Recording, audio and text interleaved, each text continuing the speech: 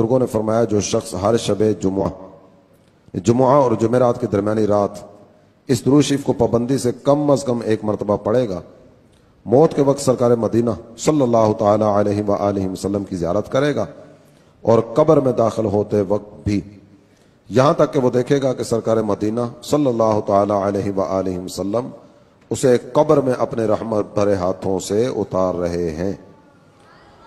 آئیے مل کر پڑھتے ہیں، اللہم صلی وسلم وبارک علی سیدنا محمد النبی الامی الحبیب العالی القدر العظیم الجاہ وعلی آلہ وسلم۔ حضرت سیدنا انس رضی اللہ عنہ سے روایت ہے، تاجدار مدینہ صلی اللہ تعالی علیہ وآلہ وسلم نے ارشاد فرمایا، جو شخص یہ درود پاک پڑھے اگر کھڑا تھا تو بیٹھنے سے پہلے اور بیٹھا تھا تو کھڑے ہونے سے پہلے اس کے گناہ معاف کر دیے جائیں گے۔ اللہم صلی علی سیدنا و مولانا محمد وعلی آلہ وسلم۔ جو یہ درود پاک پڑھتا ہے اس پر رحمت کے 70 دروازے کھول دیے جاتے ہیں۔ صلی اللہ علی محمد۔ حضرت احمد ساوی علیہ رحمت اللہ الہادی بعض بزرگوں سے نقل کرتے ہیں، اس درود شریف کو ایک بار پڑھنے سے 6 لاکھ درود پڑھنے کا ثواب حاصل ہوتا ہے۔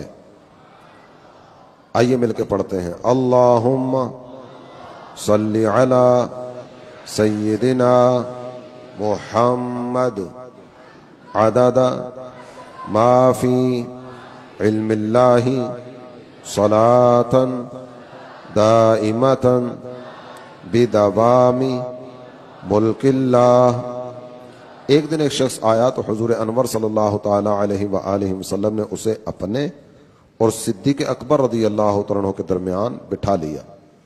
اس سے صحابہ اکرام علیہ مردوان کو تعجب ہوا کہ یہ کون بڑے مرتبے والا شخص۔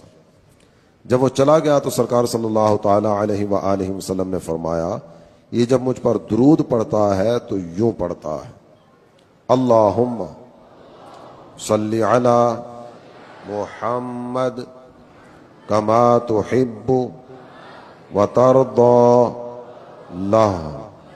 شافعی امم صلی اللہ تعالی علیہ وآلہ وسلم کا فرمان معظم ہے، جو شخص یوں درود پاک پڑھے اس کے لیے میری شفاعت واجب ہو جاتی ہے۔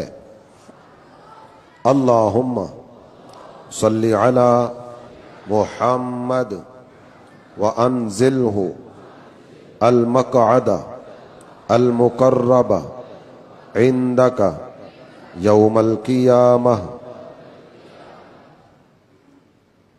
حضرت سیدنا عبداللہ ابن عباس رضی اللہ عنہما سے روایت ہے، سرکار مدینہ صلی اللہ تعالی علیہ وآلہ وسلم نے فرمایا، اس کو پڑھنے والے کے لیے 70 فرشتے